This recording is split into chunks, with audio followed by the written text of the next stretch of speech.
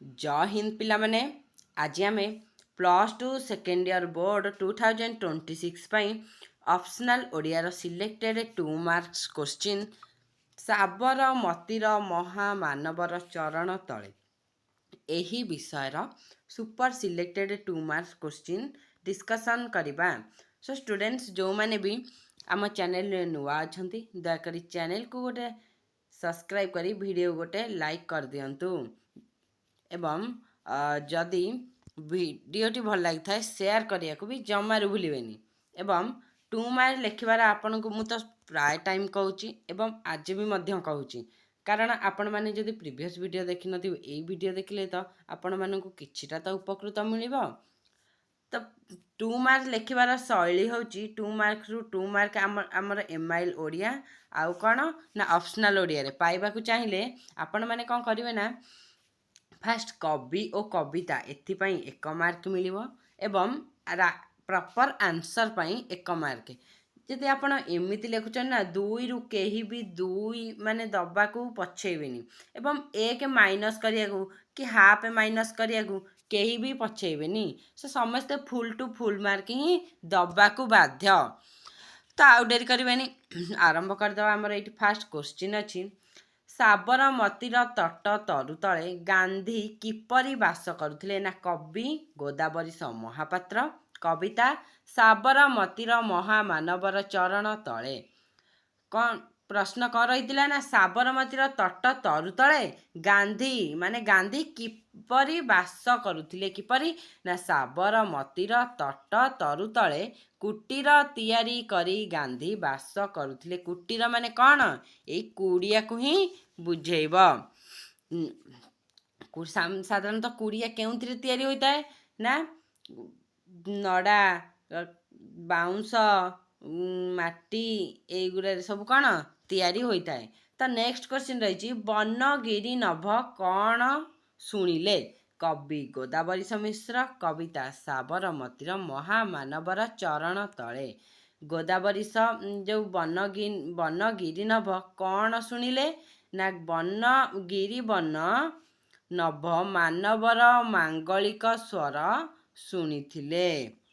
तो next question रही गांधीजी काहाकू कंठमाला कले कवि गोदावरीश मिश्र कविता साबरमतीर महामानवर चरण तले। देखंतु चरण को चण हो जाइए आपण मैंने टिके सुधार नेबे। कोटी गरीबर अश्रु को गांधीजी कंठमाला करथिले। कंठमाला माने कौन निजर कंठर माने बेकर माला करिकि से कौन बेकरे पिंधिथिले।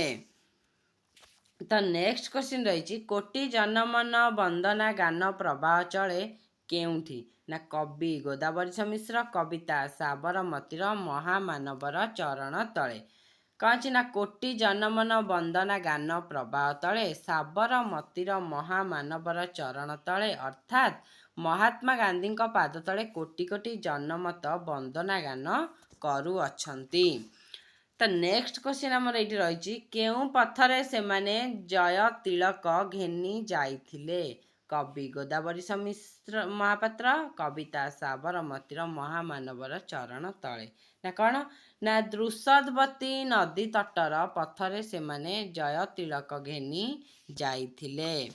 नेक्स्ट क्वेश्चन आमर रही सबुरी मरमे जलई तुमर जीवनवती प्रसंग निर्देश कर ना कवि गोदावरीश महापात्र कविता साबरमती महामानवर चरण तले। कौन महात्मा गांधी थिले सत्य अहिंसा शांतिर मूर्तिमंत पथिक महामानव महात्मा गांधी प्रति समस्त अंतर श्रद्धांजलि ज्ञापन करी जाइछि। तो नेक्स्ट क्वेश्चन आमर ये रही सुमेरु कुमेरु पुरी दुबदारु शुणिले डाक काहार ना कवि गोदावरीश मिश्र कविता महामानवर चरण तले। यार सठिक उत्तर होची सुमेरु कुमेरु पुरी दुबदारु शुणिले डाक जातिर जनक महात्मा गांधी अहिंसा वचन शुणिथिले। नेक्स्ट क्वेश्चन रही बंधुक तीर ତରବାରୀ ମୁନ କାହିଁକି ଜଡ଼ ହୋଇଗଲା? ନା କବି ଗୋଦାବରୀଶ ମହାପାତ୍ର। କବିତା ସାବରମତୀ ର ମହାମାନବର ଚରଣ ତଳେ। ନା ମହାତ୍ମା ଗାନ୍ଧୀଙ୍କ ସତ୍ୟବଚନ ଚତୁର୍ଦିଗରେ ପ୍ଲାବିତ ହୋଇଯିବାରୁ ଗୋରା ଶାସକର ବନ୍ଧୁକ ତୀର ତରବାରୀ ମନ ଜଡ଼ ହୋଇଗଲା। ନେକ୍ସଟ କ୍ୱେଶ୍ଚିନ୍ ରହିଛି, ଏଇ ସୁବିପୁଳ ବିଶ୍ୱବାସୀ ଚମକି ଚାହିଁଲେ କାହିଁକି? ନା କବି ଗୋଦାବରୀଶ ମହାପାତ୍ର। କବିତା ସାବରମତୀର ମହାମାନବର ଚରଣ ତଳେ। ମହାତ୍ମା ଗାନ୍ଧୀଙ୍କର ମନ୍ତ୍ରଗାନ ଶୁଣି ସୁବିପୁଳ ବିଶ୍ୱବାସୀ ଚମକି ଚାହିଁଥିଲେ। ନେକ୍ସଟ କ୍ୱେଶ୍ଚିନ୍ ରହିଛି, ସାବରମତୀର ମହାମାନବ କିଏ? ନା କବି ଗୋଦାବରୀଶ ମିଶ୍ର। କବିତା ସାବରମତୀର ମହାମାନବର ଚରଣ ତଳେ। ନା ସାବରମତୀର ମହାମାନବ ହେଉଛନ୍ତି କିଏ? ମହାତ୍ମା ଗାନ୍ଧୀ। ନେକ୍ସଟ କ୍ୱେଶ୍ଚିନ୍ ରହିଛି, ସାବରମତୀର ମହାମାନବଙ୍କ ବର୍ଣ୍ଣନା ପ୍ରସଙ୍ଗରେ ଅନ୍ୟ କେଉଁମାନଙ୍କ କଥା ଉପସ୍ଥାପନ କରାଯାଇଛି? କବି ଗୋଦାବରୀଶ ମହାପାତ୍ର। କବିତା ସାବରମତୀର ମହାମାନବର ଚରଣ ତଳେ। ନା ସାବରମତୀର ମହାମାନବର ବର୍ଣ୍ଣନା ପ୍ରସଙ୍ଗରେ ଶ୍ରୀକୃଷ୍ଣ, ଗୌତମ ବୁଦ୍ଧ ଓ ନିମାଇଁ ପ୍ରସଙ୍ଗରେ କୁହାଯାଇଛି। ନେକ୍ସଟ କ୍ୱେଶ୍ଚିନ୍ ରହିଛି, ଦୃଷଦବତୀର ଶାନ୍ତ ତଟର ବିଶେଷତ୍ୱ କ'ଣ? ନା କବି ଗୋଦାବରୀଶ ମହାପାତ୍ର। କବିତା ସାବରମତୀର ମହାମାନବର ଚରଣ ତଳେ। ଅତୀତର ମାନବ ମୁକ୍ତି କାମନା ପାଇଁ ପ୍ରାଚୀନ ଆର୍ଯ୍ୟବର୍ତ୍ତର ଦୃଷଦବତୀ ନଦୀ ତଟରେ କେତେ ହେମାନଳ ଜଳିଥିଲା? ଏହି ଦୃଷଦବତୀ ନଦୀକୁ ଅହିଂସାରେ ଗାନ୍ଧୀ ସାବରମତୀରେ ପରିଣତ କରିଥିଲେ।